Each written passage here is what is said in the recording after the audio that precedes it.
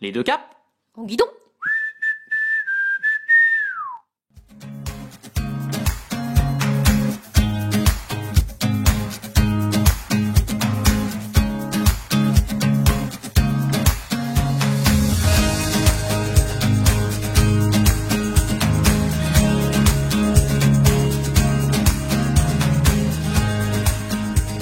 Bom dia!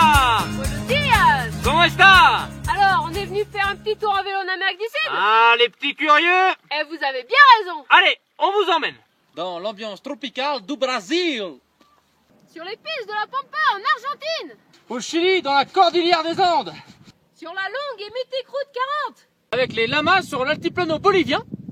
On vous promet beaucoup de vélos, des rencontres. Oh oui, beaucoup de rencontres. Et aussi quelques imprévus. Il y a de la route. Allez, c'est parti, le Brésil vous attend. Your attention, please. This is the final call for LTU flight. 9 heures de décalage horaire et 2 remontages de vélo n'auront pas suffi à freiner notre envie de découvrir le Brésil. Pourtant, dès le début, nous nous perdons dans l'immensité grise des favelas de Sao Paulo. À l'évidence, nous faisons un...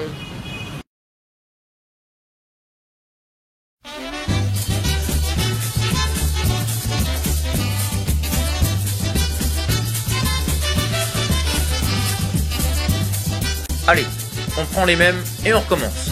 par les petites routes et loin des grandes villes, s'il vous plaît. Et même si nous mettrons quelques jours à atteindre la profondeur des forêts, nous allons découvrir de quel bois est fait ce pays qui nous fascine déjà. Du vert Du vert, et encore du vert, cet Éden porte un nom, Mata Atlantica. ou la forêt enchantée. Et c'est dans l'intimité des sous-bois que nous débutons cette rencontre avec le géant d'Amérique du Sud. Loin du vacarme des métropoles, des plages et de la folie du football, nous entamons sur des chemins de traverse un périple nouveau dans le sud brésilien, sous des latitudes inconnues, Et jamais sans un petit imprévu. Ouais, ce soir, dans la tente de Cap en Guidon, c'est atelier couture, s'il vous plaît. Parce qu'on a cassé la fermeture éclair en Afrique et on n'a plus qu'une pauvre aiguille et du fil de pêche pour refaire une fermeture éclair. La couture, on en reparlera. Car voyager en vélo au Brésil en décembre, c'est braver la saison des pluies. ou plutôt la saison des trompes de flotte.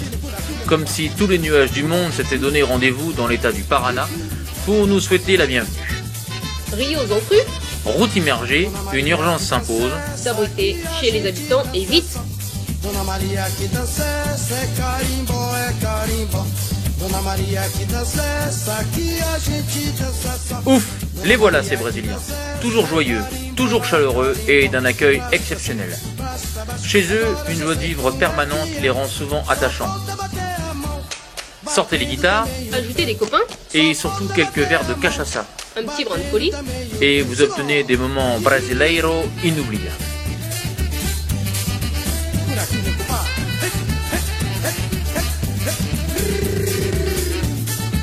D'autres voyageurs le savent bien et c'est avec les riders que nous partagerons les routes nous séparant encore de la frontière argentine. Partis eux aussi pour un long périple, nous les accompagnerons avec humour et bien des crevaisons jusqu'aux confins du pays. Brésil, terre où la nature se pare de ses plus belles couleurs. Des plus discrètes aux plus extravagantes, Terre de contraste et d'aventure où la vie animale s'observe dans l'exubérance des tropiques. mystérieuse et merveilleuse nature, À protéger ici comme ailleurs des affronts de l'homme. Comme un dernier clin d'œil de ce pays qui nous manquera, la chance nous est offerte de pouvoir observer dans leur milieu naturel les oiseaux qu'on dit venus du paradis terrestre. Aqui a gente dança só. Dona Maria que dança, é carimbo, é carimbo. Traz pra cima, traz pra baixo. Agora eu já sei como é que é. Et comme cela ne suffisait pas, voici en plus quelques moments de grâce. qui se passe d'ailleurs de tout commentaire.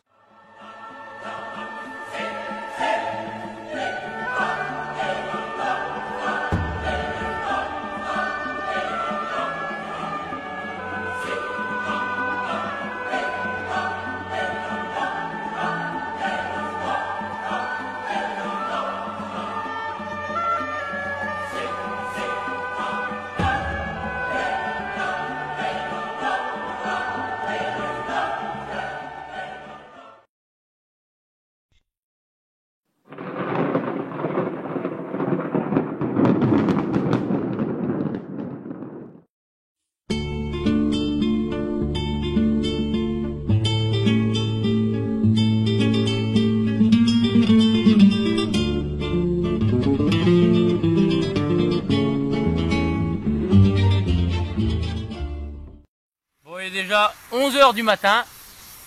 C'est déjà super chaud. Ça nous épuise un peu en ce moment-là. Ce soir, 24 décembre 2016, on s'est mis sous la protection de San Cayetano, un saint du coin. Et ça annonce un sacré bon réveillon. Noël par 45 degrés. Une fournaise. L'étouffante jungle de la province de Misiones ne nous laissera guère de répit. La menace énigmatique de jaguars et la présence des scorpions non plus. L'été austral qui débute n'a rien d'un temps de repos et nous allons apprendre à respecter ce trio inexorable. Chaleur accablante, Orage violent. séchage immédiat. La pampa humide dans toute sa splendeur. Bienvenue en Argentine.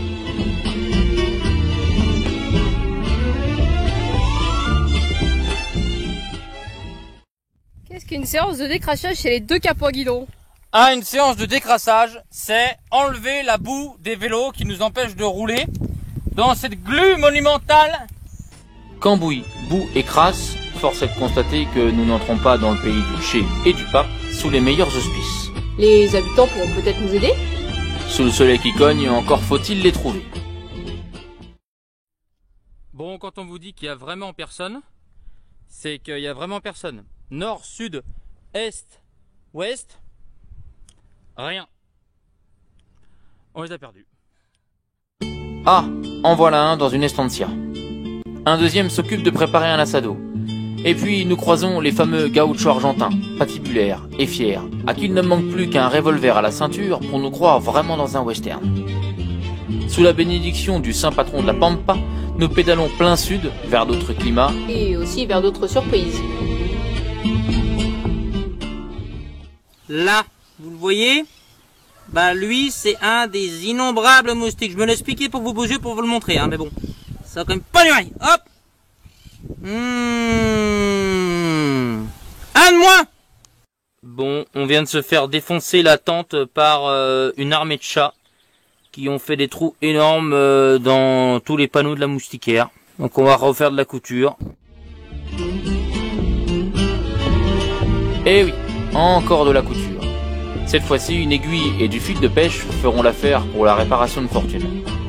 Arrivés près de Cordoba, nous sommes accueillis avec tendresse par toute une famille lancée progressivement dans la construction d'une maison entièrement écologique.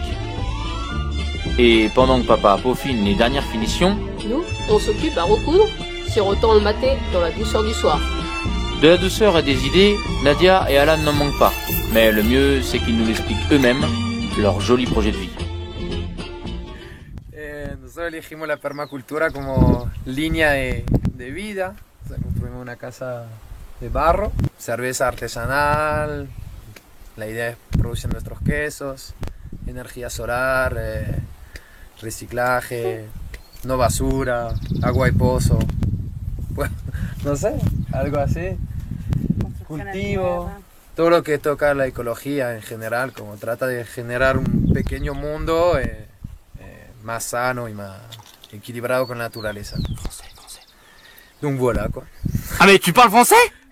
Bah oui, oui, monsieur Thibault. Mais tu viens d'où en France? La Normandie, la Manche, la Épinel. Et qu'est-ce que tu fais en Argentine? J'ai rencontré mon amour à Ushuaia et nouveau mode de vie quoi. Bienvenue à Cordoba. Eh bien merci beaucoup. Salut Thibault. Salut. Mylène.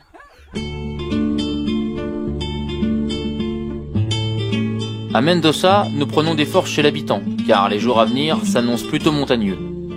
La cordillère des Andes nous attend pour une première traversée du massif, encore très empruntée par de nombreux cavaliers. Histoire de ne pas s'attaquer au sommet tout seul, nous nous accrochons à une autre rencontre, celle de Bob, Soul British, Guitare sur le porte-bagages et sourire permanent. Dans la vallée qui s'élève déjà, un immense colosse semble percer le ciel.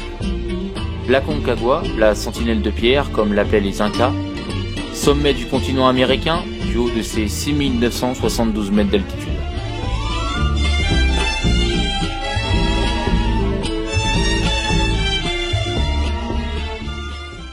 El Paso de Cristo Redentor. Eh ben, là ça devient long, puis ça devient haut surtout, ça devient très haut, près de 4000 mètres. C'est-à-dire qu'il y a des bus et un tunnel. j'en ai marre. J'en ai vraiment marre. Quelle pleureuse celui-là! Allez, encore un effort, la crête des Andes est toute proche. Et après, devine quoi? C'est le Chili!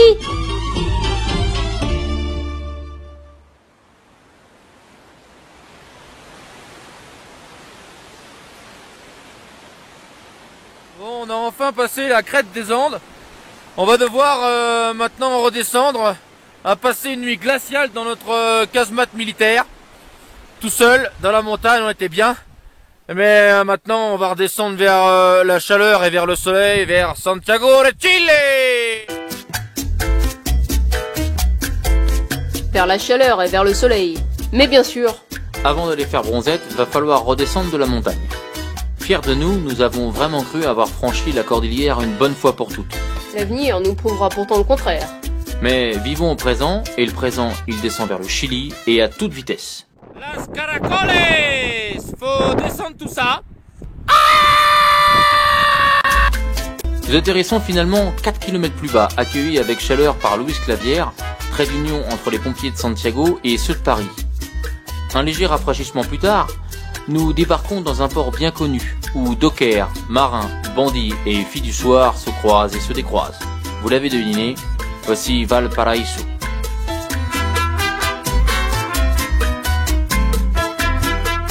Règne ici la chaleur et le soleil que nous attendions. Une réelle douceur de vivre se dégage de cette ville, pas comme les autres.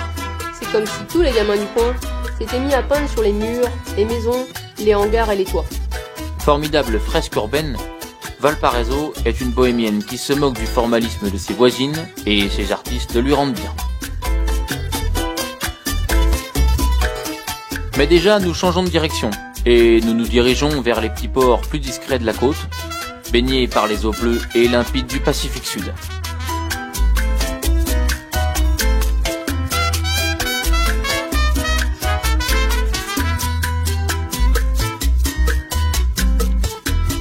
Fini la bronzette, c'est reparti vers le nord. Notre nouveau cap désormais, et qui sait vers quelle aventure nous mènera-t-il? Eh bien moi, je vais te le dire, vers le désert d'Atacama. Aridité sévère, cactus par millions, et en plus pas un seul mètre de plat. Il faut trouver une solution. J'ai trouvé! Trésor du désert, voici le remède à la déshydratation. La vigne produisant un vin excellent. Alors, qu'est-ce qu'on mange ce soir? Non, qu'est-ce qu'on boit? Ah ben ce soir, on est au Cabernet Sauvignon, au Carmen, vin du Chili, avec un petit fromage et des carottes, comme vous le voyez. Bref, on se met vraiment très très bien. C'est qu'il en faut de l'énergie pour suivre l'ami qui nous rejoint de Paris en pleine période d'examen pour un périple d'altitude. Préparez-vous, cette fille, c'est de la dynamite. Un condensé de vie qui va nous emmener haut, très haut.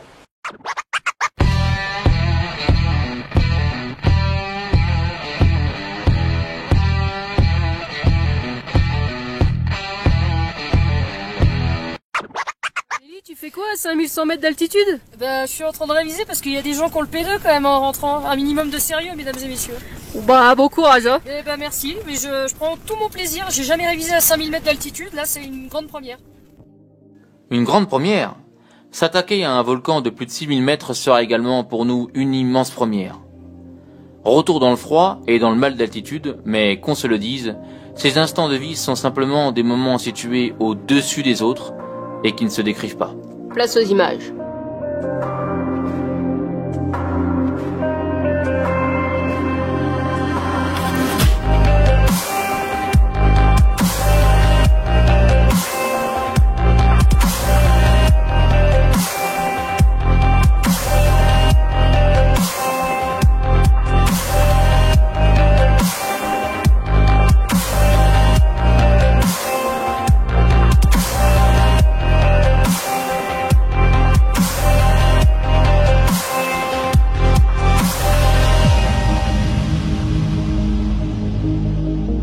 Après nous avoir emmenés si haut dans les nuages et si loin au bout de nous-mêmes, nous profitons de notre ami dans les bains soufrés des lagunes d'altitude avant de lui donner rendez-vous pour d'autres aventures.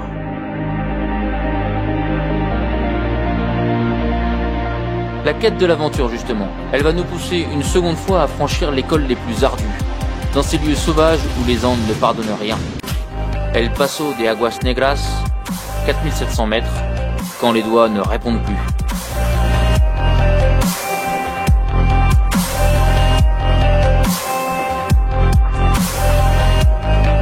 Hop hop hop, et la caméra?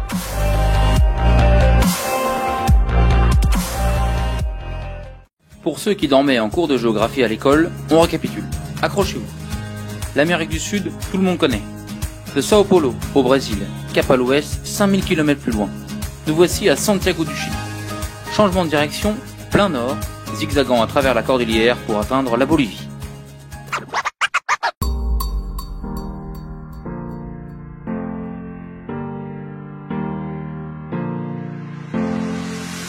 Changement de musique. Et changement de rythme.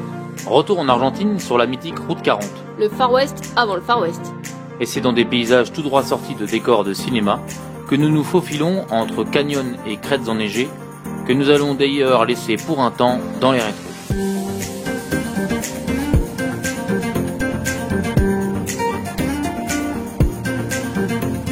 Ocre. Azur. Or. Vert.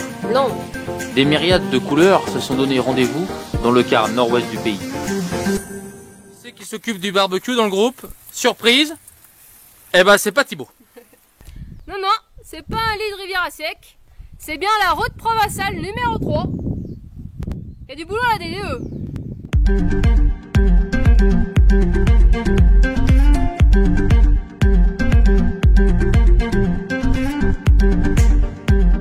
Diversité du terrain et aussi étrange biodiversité. Des migales très curieuses.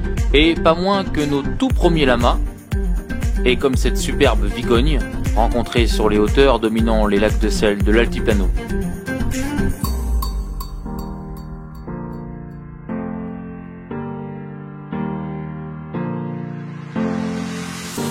Le salar immaculé de Salinas Grande. Invitation des Andes à revenir sur les routes de montagne. Oui, mais avant, profitons ensemble de ce paradis blanc.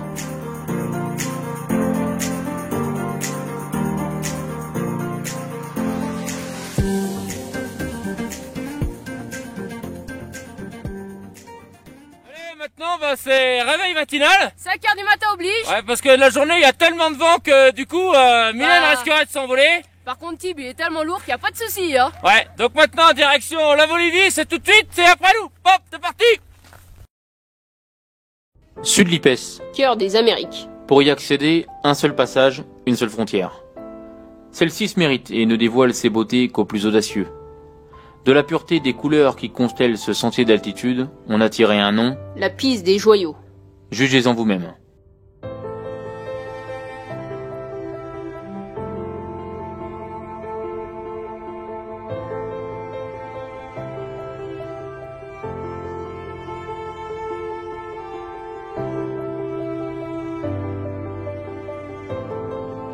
Enseveli. Ébahi. Glacé. Et bouilli à la fois, le Sud-Lipes, c'est 30 degrés de différence entre le jour et la nuit et la quête permanente de l'eau. Si simple et pourtant si fondamentale. On revient tout là-haut à des préoccupations très humaines, où le superflu s'évapore, où l'intensité de l'existence devient l'essentiel.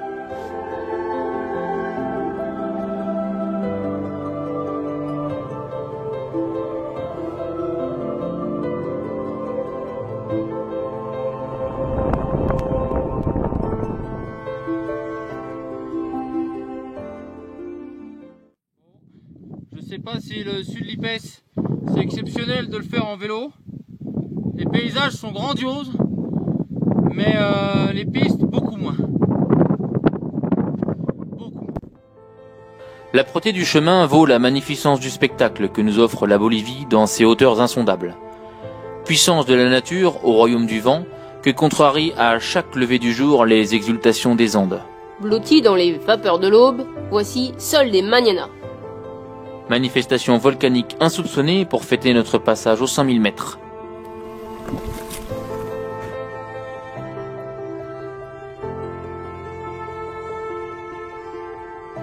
Comme un dernier cadeau de la terre-mère, une journée irréelle sur la banquise de sel du Salar d'Uyuni nous est offerte.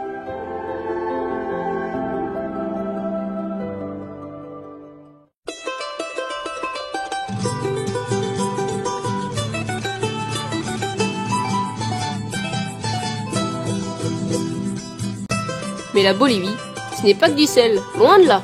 Nous parvenons à rejoindre les rives de cette mer pas comme les autres, où l'immersion dans la plus grande communauté amérindienne d'Amérique du Sud nous attendait déjà.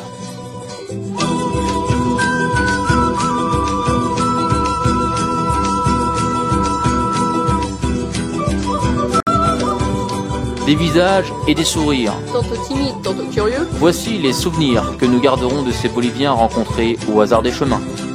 D'une culture millénaire et attachée à leurs traditions, de langue aymara ou quechua, beaucoup sont encore attachés à leur culture paysanne, dont le lama reste le meilleur des symboles.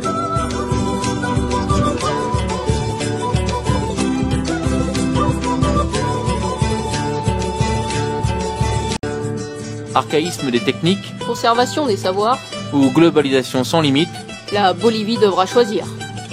Une seule chose est sûre, l'authenticité vit encore dans ces montagnes reculées, où la variation des climats désarçonne les voyageurs. Ici, comme partout dans les Andes, l'hospitalité se demande et ne s'offre pas, à la seule vue de deux gringos en vélo. Une fois passé le cap de l'inconnu, on nous reçoit à grand renfort de viande et de cérémonie, où la musique fait toujours partie de la découverte.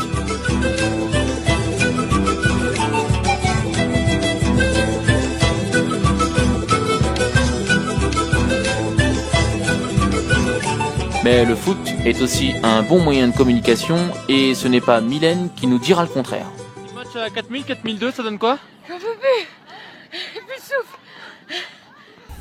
On a été accueillis dans la communauté villageoise de Chalia Grande et en guise de bienvenue, on nous a offert pour le petit déjeuner une mâchoire de chèvre et une patte de mouton. Avec ça, la journée est bien partie pour du vélo.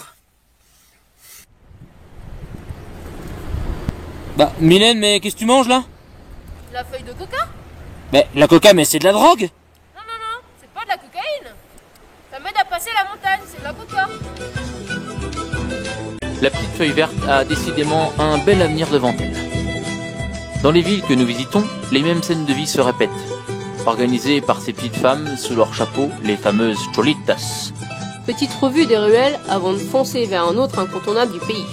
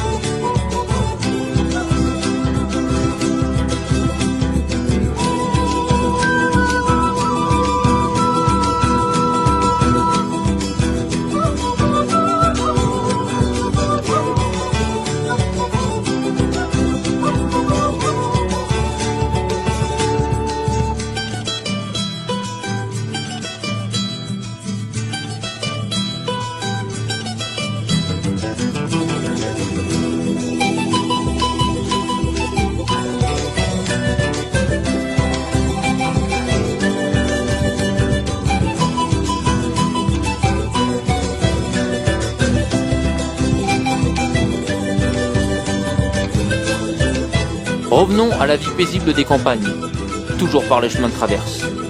Pour terminer ce périple en beauté, quoi de plus andin que de profiter des eaux calmes du lac Titicaca que la Bolivie partage avec une autre nation inca, le Pérou. Oui, mais le Pérou, c'est déjà une autre histoire. Ciao niños. Voilà, une belle chose de faite. Reste plus qu'à couvrir l'autre partie de la carte. L'aventure continue.